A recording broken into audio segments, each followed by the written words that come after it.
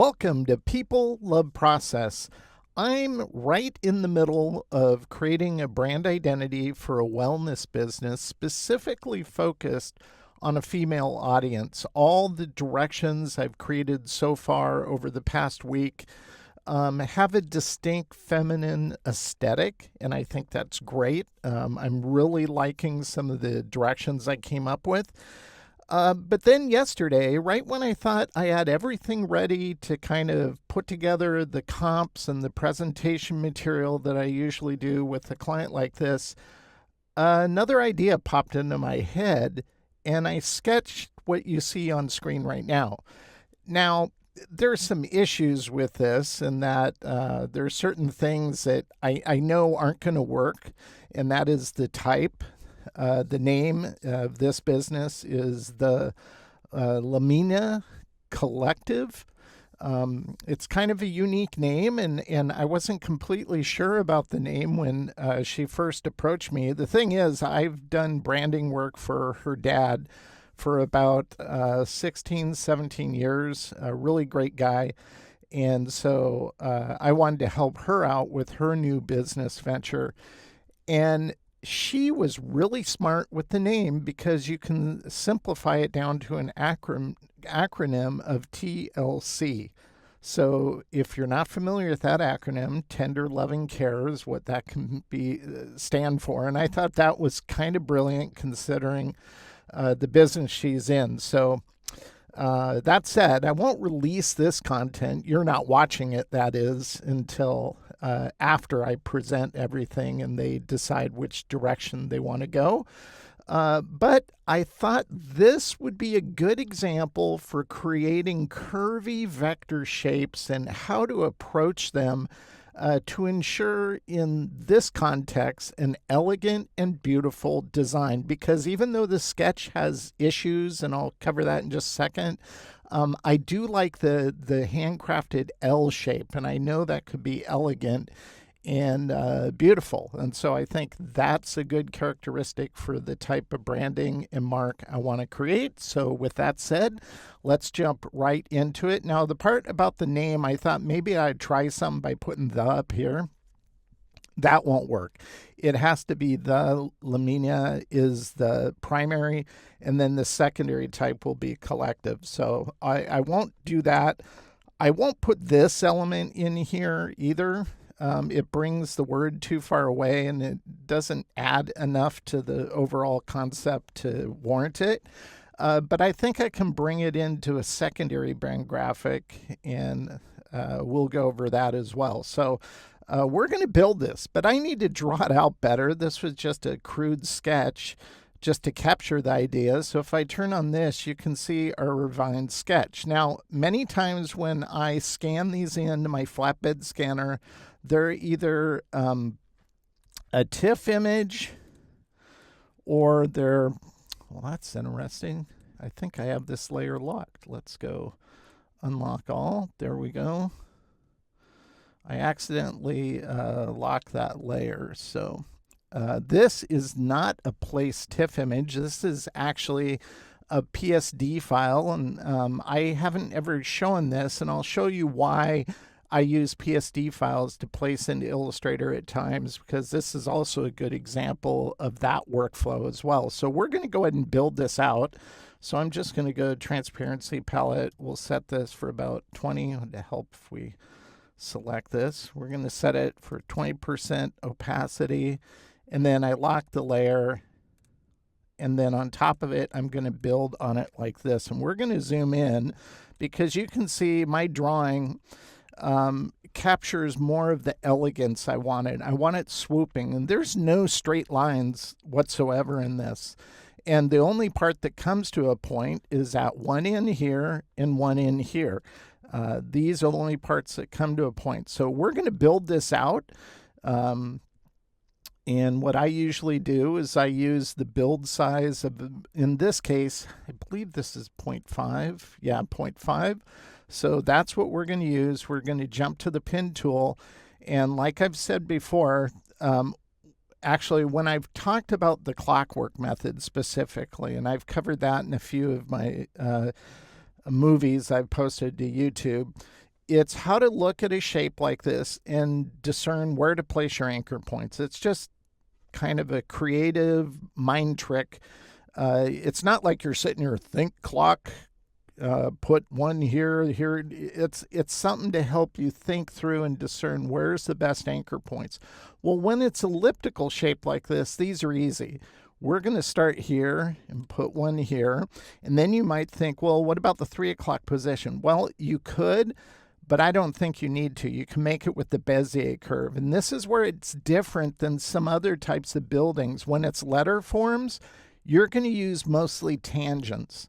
A good example of that is if you ever check out Mark Conseo's typography design, he'll post images on his Instagram account that shows Bézier work. And I love it because it's all tangents. And he's, in my opinion, one of the best type designers in our industry. We're going to go to a 12 o'clock position. I'm going to pull it out. I'm not going to worry about getting the curves perfect as I build. I just want to get the placement about right. So 12 o'clock position, you can think like a clock here. 9 o'clock, we're going counterclockwise. And then as it swoops down the base, we want to find a good spot for the tangent here, which would be right about here. We can pull this out. It'll swoop up. You might think, oh, 3 o'clock. No, this is where we want to do a tangent. And by controlling the Bézier curves, we can get the exact curve we want. So I'm going to go up here to, you could call this a 12 o'clock position. And I'll pull it this way, and you can see it's already starting to bend out on the right. And once we pull this out more, we can create that curve. And then as it sweeps down going straight, it's just kind of figuring out a good medium place where to put this. And I think something right around here, and this will be somewhat of this is still a smooth anchor. It's not a corner, but this is the one area in the design that'll get somewhat straight, but it won't be perfectly straight. And then it'll sweep down into this curve, and we'll put it about a 6 o'clock position right here. And then I'll just click and pull to get access. We don't worry about this. This is a shallow curve that can be created with the Bézier curve. So I'll go up to the top here and put another one here, pull it out. This will swoop down. We'll find the bottom here. Again, I'll figure out where a good position for this would be. It'll be down somewhere around here. And it's not like you can't change it once you place it. We might go back and move some of these if we think it's going to make the curve look more elegant where it comes to a point, gets a point.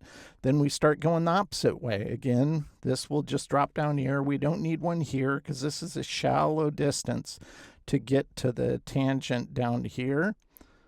And I'll just click and pull, go up to the top here, and I'll place this, click and pull. Again, none here because we'll create that with the Bézier curves.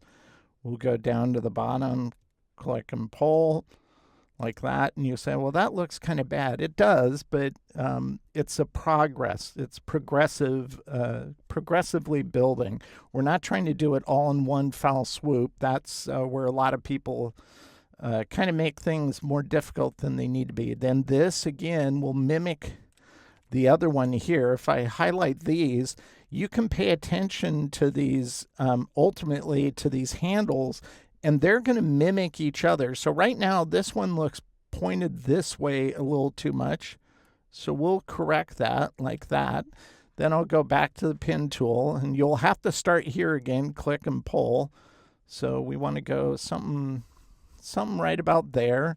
And then this one will be here, like the one above it. And we'll click, we'll pull this out. You can see it's making that curve here.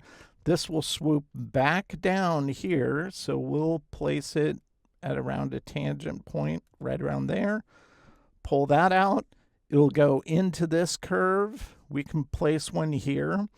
We might even be able to make it, we'll place one here, but we might be able to remove that. We'll check that out and see. So this is like a 9 o'clock position. I'll pull it out. 12 o'clock position. Like that, and then we'll close it. So this is what I call rough build. I don't try to perfect it as I'm going. I just try to get the anchor points as close to the position as needed.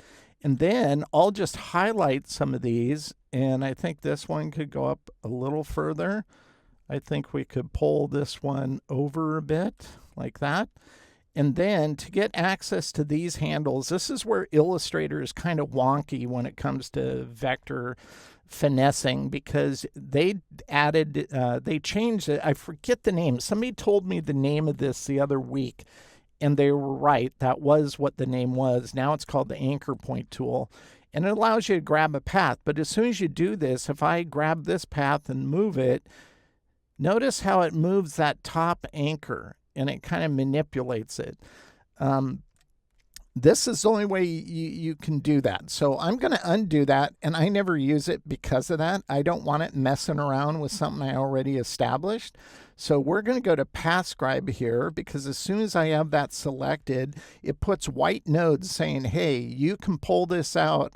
You can grab this white node and pull it out, and you'll get access to the Bézier curves. And that's, man, I just love that feature so much. It's so intuitive. It's not a hassle. It doesn't mess up your artwork. And then we can finesse this. This shows me I need to pull this out further like that. And then if I need to go back and finesse this, I can. Right now, notice how it's snapping? That's because we have smart guides. And this is where you'll want to consider, if you run into that, turn smart guides off at this point. And then once you need it again, you can turn it back on. You turn it on, Command U, and you turn it off, Command U. So now that I turned it off, I can make these little incremental adjustments, and it doesn't try to snap to everything. So they're nice when you need it, but then they can get in the way also when you don't. So go back to Path Scribe. Here's the little ghost handle. I'll pull this over, and this will help me form this middle part. We need to pull this quite a bit over, and we need to finesse this as well. And this one needs to come up. We want to get a nice circular shape. I think that's looking pretty good. And let's go ahead. We'll pull this one down just a bit. And then we'll go here to the base. I'll pay attention. I think that one's pulled out to the left okay, but this is where we'll drag this all the way out like this to make that swooping curve at the bottom. And notice if I'll pull something away, deselect it, and then I'll bring it back. And that's easier than trying to do it in the place where it's at. Then I'll select this, and I'm going to go ahead and pull this one out quite a bit. Oop, that's a little too far. Something like that. So we get that nice curve swooping down into that. We can do the left side up here. I'll pull this over like that. I think on this one, I think we can, one thing I'll do is I'll go up and turn Command U on, and I'll snap it to this, and then I'll nudge it down with the nudge keys on my keyboard. And by the way, I have those set about, I think it's 0.5 points since I work in points. Normally, when I record for this channel, I don't have the ruler on just because it looks cleaner. But in this case, when I'm building, I like to have that on. So we'll hit Command U to turn that off, and then I'll bring this down just so I know it corresponds to that well. Then I can take this and pull it over to get the rest of that curve swooping up. And then I think this needs to go over a little bit, just like that. And then we might pull this back just a bit. So I think that's looking pretty good. I think we need to adjust this one.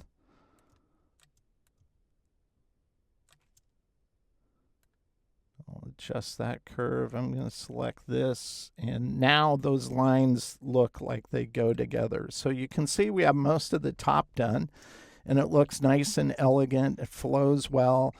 These we need to work on down here, so I'll select this top one. This needs to go over to create that right side coming off of that anchor point, and this one will pull all the way over, kind of like that. We'll go to this one, and I'll pull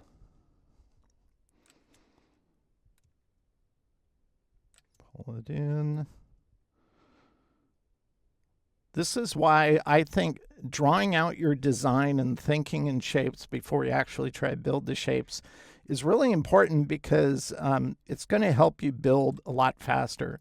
You can do most of your deducing of shape in a drawn form, and then it'll just become a roadmap for you to build from when you move into Illustrator to actually create the art. Okay, I think that's good. I think I want to work this out over here. So let's go to Path Scribe. I'm going to grab this ghost handle, and I'll pull this out. I'll have to adjust that. And then this one will go straight out like that. And then we'll pull this one over. And then this one needs to go over quite a bit. Something like that. This needs to be adjusted. So we'll pull this over like that. And I think this one needs to go over a little more. That looks, oops, didn't mean to do that. Okay. And this one needs to be adjusted, so I'll pull this one over like that. And we'll do this one. So you can see with all of these on tangents, if I select all of these, you can see all of these are on the same horizontal type of tangent. All these up here on a horizontal tangent. These. And this one here, oops, I just moved that. Oops, I moved it. Oh, I'm hitting the wrong key. There we go. All those are horizontal. The only one that's vertical is these two right here. And the reason why I put those in there, especially on this outer one, is because this is such a long distance from here to here that if you remove this, it's going to look oblong. It won't look like a nice kind of elliptical curve there. And I'll show you. I'll just select this and we'll go Smart Remove. And I'll use Astute's Smart Remove feature, not Adobe's. Adobe's is, I don't even remember it half the time because the way they implemented it was stupid. So we're just going to click on the X here to remove it. And there, see, I guess, okay, you don't even need that one. So maybe we don't need this one either. Let's try to Smart Remove that. And click. And we don't need that one here. Well, that's kind of cool. Okay, so I do that all the time as well. So yeah, doesn't always work that nice when you're using Adobe's method. And I did a course for LinkedIn. And I compared that, and all my courses get reviewed by continuity editors at LinkedIn, and sometimes they come back and they go, well, why did you say that? Because they have Smart Remove. And I go, yeah, it's not smart though. I go, if you had to give it a grade, Astute gets an A+, Adobe gets a B-, because it's not always accurate. Yet they can both do math, the engineers can, but for whatever reason, Adobe doesn't seem to come up with the most elegant methods at times. So anyway, we're almost there. We just have a few more. So we're going to go ahead. We'll use the ghost handle again because one, it's an awesome name, and two, it just works just so well, and it doesn't manipulate corresponding anchor points and paths, which is what a good tool should do. It should just behave well, perform well, and I'm going to put this at eye level because right now my head's kind of looking down. It kind of skews my views, so I like to put it straight ahead so I can analyze it, and I think that looks pretty elegant. Now, there's one other thing I want to do, because after creating my sketch was like this, but then I was thinking, I had it kind of edited out of a box. And I like that idea, but I don't like this part of it. I like this is fine because it's encompassed within the box, but I want it to be a negative that's knocked out of the box, and I want this to terminate better. So this is why I use PSD files. I'm going to just make a copy because I'm not going to change it. I'm just going to edit what I've already done. So I'm going to go duplicate, and it just made a duplicate layer of our build. And I'll just call this build 2 for lack of being creative. And now what I want to do is I want to switch to Photoshop. And we'll go to Photoshop, open it up.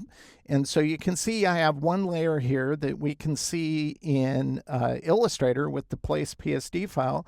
But I did another sketch here, and you can see I just terminated it differently, and I decided to put an element here. Initially, I thought, well, maybe a star, but I kind of rethought that later, but that's fine.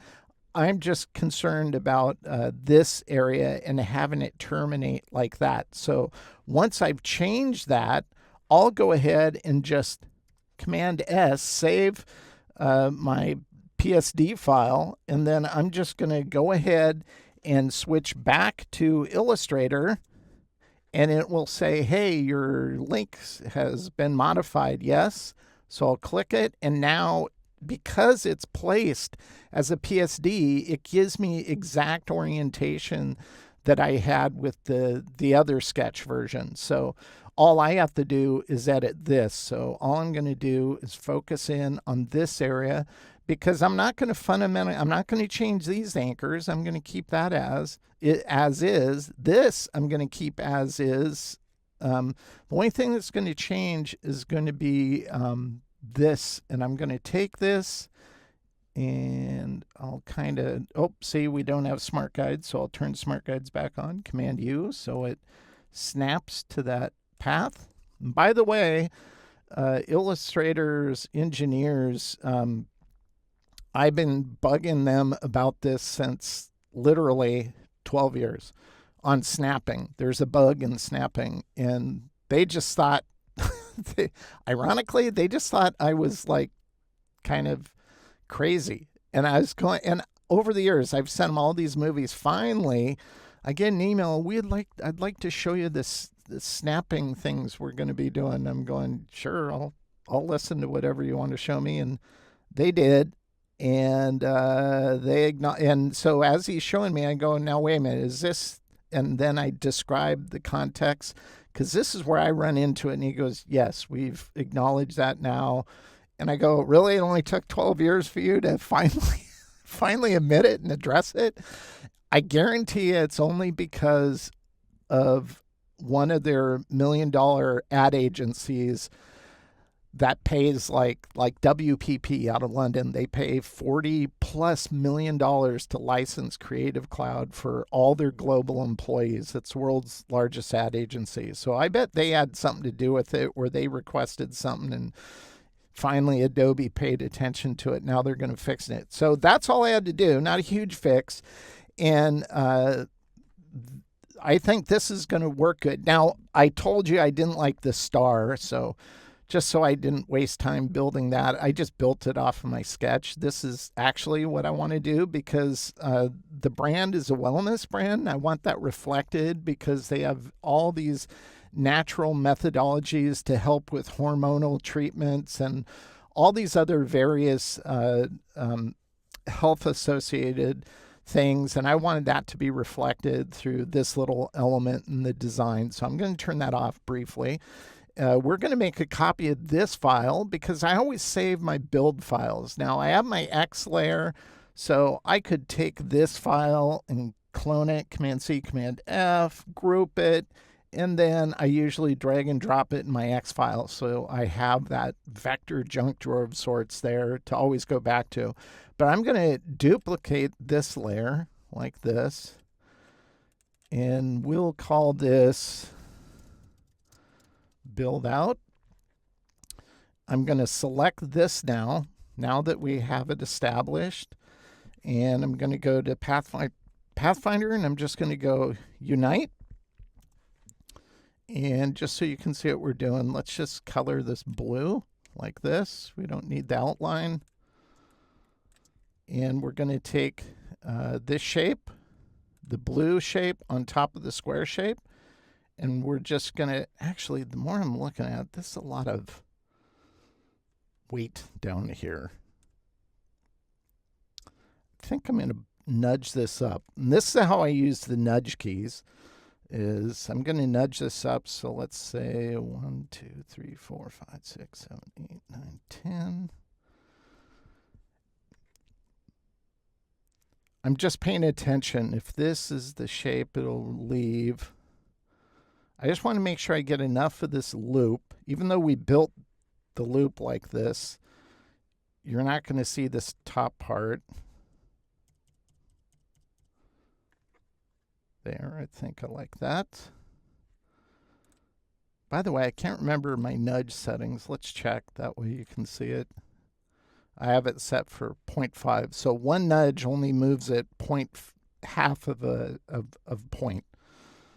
So I nudged it 17 times, I think. So whatever that equals to, that's what. You're asking me to do math. So I'm horrible at math. 3.558, 8.5, something like that. Select this, select the square. We're just going to minus front, so punch through. And it's going to always revert back to a group, so I'm going to change it to a compound. We're going to go turn our sketch off now. So this is what we ended up with. Again, let's go ahead and just fill it with the color so you can see how it shows through the white background. I like that. We're going to turn this on. I'm going to select these shapes, unite them, select this shape, and we're going to go minus front like that. That looks good. Now, blue isn't going to be the color we use. It's going to be this tonal family. Oops, let's zoom out a bit. It'll be this tonal family. And you might be wondering, well, how do you, people have asked me, how do you derive your colors? Well, many times it depends on the client, actually, because some clients are very acceptable of being part of the creative process. And I'm pretty wary of who I decide I'm going to let be a part of the creative process because it's a big decision. And if they don't do anything creative or if they don't have a good sense, that could cause some problems. This client wasn't that way.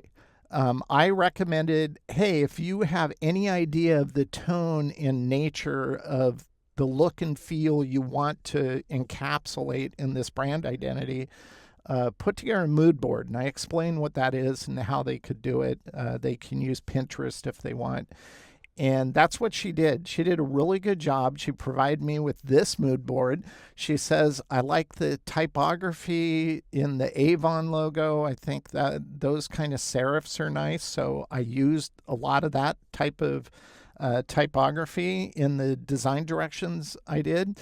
But her color choices I thought were really great because even though it's a clinic, even though it's a medical type of establishment, she's not going for that clinical look. Think dark blues and light colored green. She didn't want cool colors. She wanted warm, inviting, acceptable colors. And her environment she has in mind for her clinic, I don't think it'll be this palatial, but it's that kind of welcoming environment. So I think that's great. This was great feedback. It helped me to dial into these colors. Now, these are just raw CMYK breaks. They're all, I put them in a nice set here. And ultimately, based off of whatever direction she goes, I'll dial those colors in to specific universal colors in Pantone. Now, we're going to color some of what we see here with these colors, and we're going to lock it up with type. But there's one thing I want to do still. So I'm going to zoom in on this, and this is what I call subtle rounding, because if I zoom in on this, you can see this comes at a dagger sharp point. We're at nearly 3,000%. And so I want to round those off. Now, I don't want to get crazy and overdo it. Like, I don't want to do that. That doesn't look bad.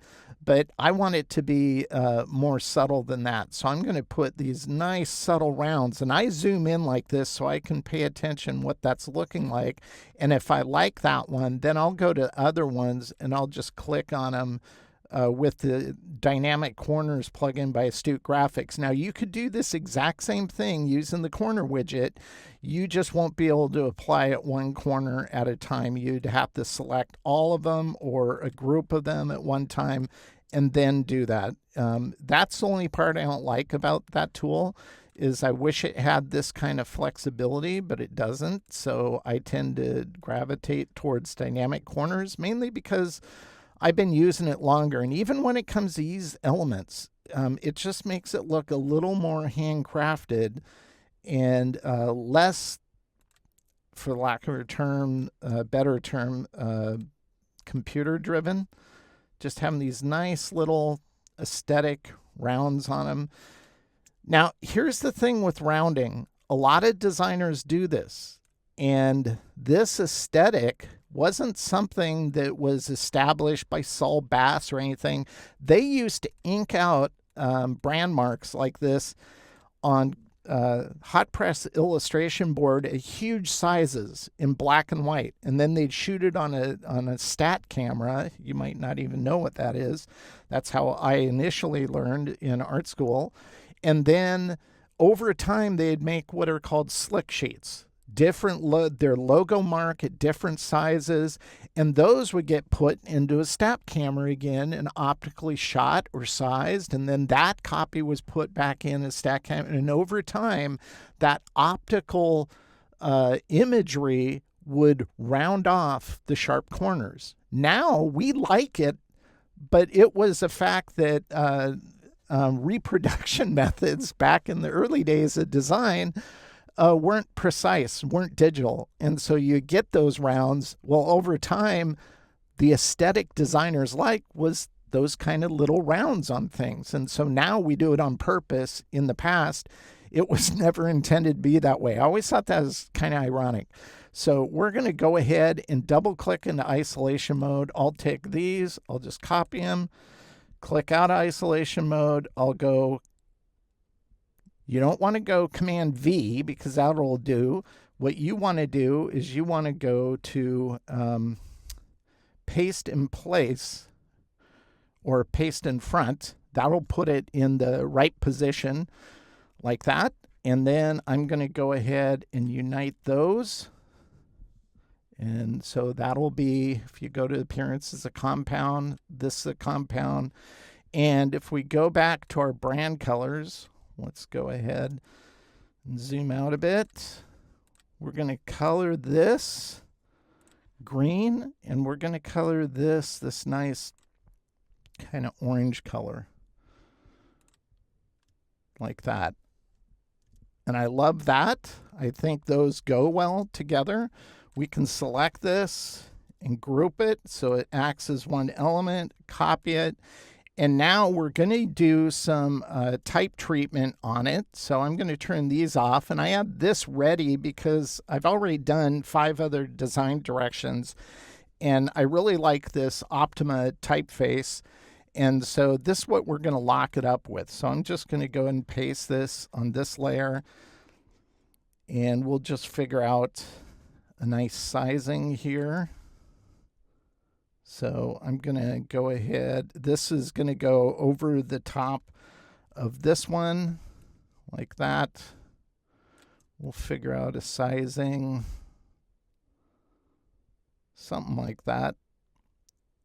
And I've seen things online where they draw lines and they put, this is a third of this.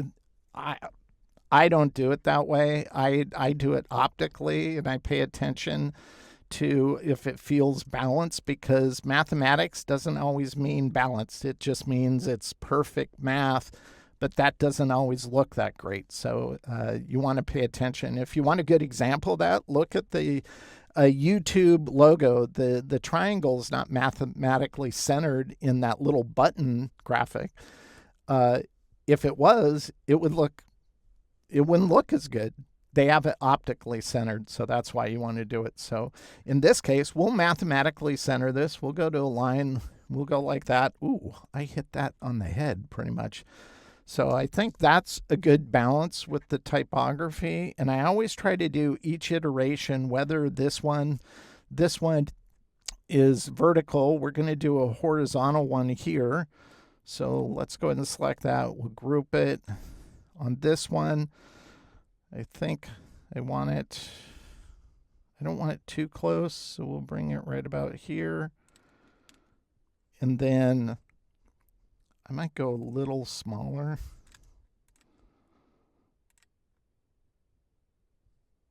That looks pretty good. At times, if I'm not sure, I'll click into the type, grab an element like this T here, copy it, paste it in place, purposely distort it like that. I know this is kind of wonky, but I do this all the time.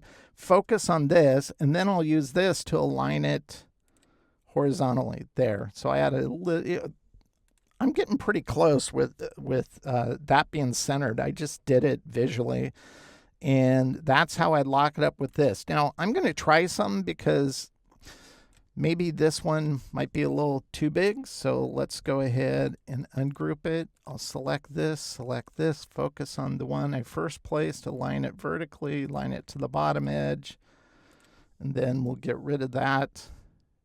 And I think that looks fine. I'll make a copy of this one because we need the acronym version, so I like giving them secondary brand graphics. In this case, the acronym for the Lamina Collective, which is TLC, which I think is just, that's just a really smart idea to do that with the name, I thought. Like that. I'll go ahead and group those, and we'll group these.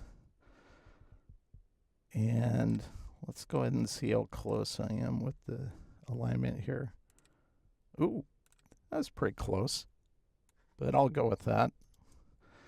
Like that. And that's how I would create, in this case, just because I'm anal about this stuff. Let's just go ahead and center that like that.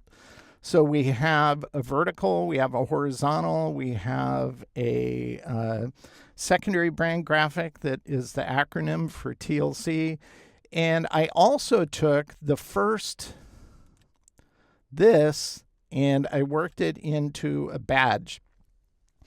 Now, I have this badge created because I'm using the same badge shape for each design direction I'm showing you, but I also decided to take our original thumbnail sketch, and I thought this element worked good in this context. So that's how I put it together. Now, one thing I want to show you, and obviously I'm not going to release this until after the client makes a decision and everything. So I want to show you how I take these elements, specifically all the brand assets. This is the primary, vertical, horizontal. This is a secondary. The badge is a secondary.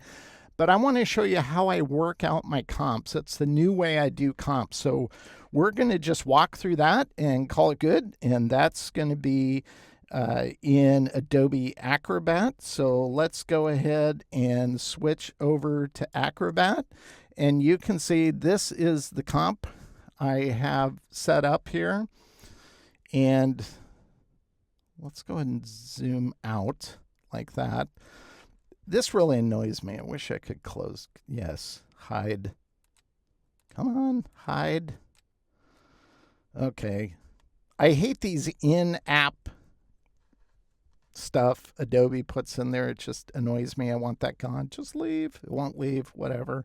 So let's see. We can go to view. Let's go to Single page, full screen. Let's try full screen mode, see what that looks like. I don't know if we'll be able to navigate it still. Like that. Actually, no, we won't be able to navigate it. So let's go back. We'll go to this. There we go. So this is the cover for my comp. This is how I've been doing my comps now for a little over a year. It's just much more engaging to get the client to see the vision. I always focus that based off of the creative brief and all the upfront information and strategy that I figure out before I even design. But I just love this photograph. I think it kind of goes, I give them a hint of what's to come by a one-color version of their mark on the cover. And then we dive directly into the brand mark. And if I feel needed, I'll give a little more commentary on what it means and stuff. But we talked a lot about that in the process up front. So this is the brand mark. These are the primary brand colors. If they're secondary, I'd put those down below it.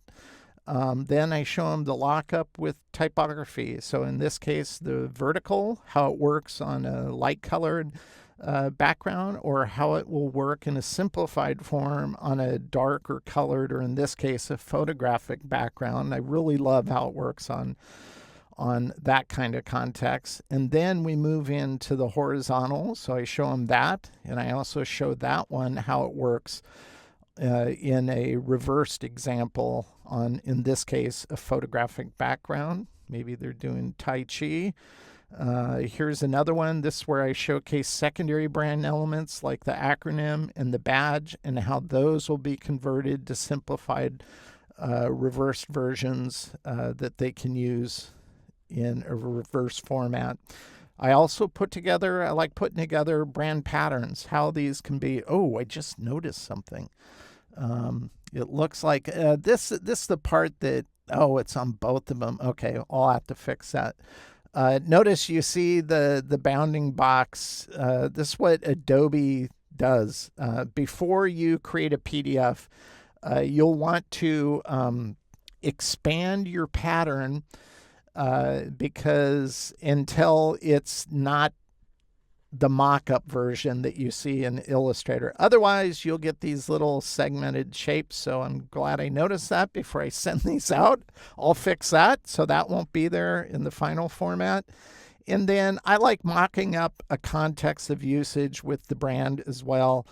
And I created this kind of mock-up in a previous project with another client, but it worked well for this one too. So I show how it can just be part of the communication process in all the various ways. And I'm going to include, once I fix that pattern thing, I'll include this PDF as a reference in the exercise files for this course once it's released. So one reason I try to get design directions done ahead of time is because I kind of know myself. I know how I work, and I like giving myself a few days to not work on it, reapproach ideas, and determine if, one, they all deserve to be shown. I don't think every design you create should be shown. I think you should only show your best work. Now, here's a funny story from about 12 years ago. My friend Dwayne is a designer. He lives in the area I live in.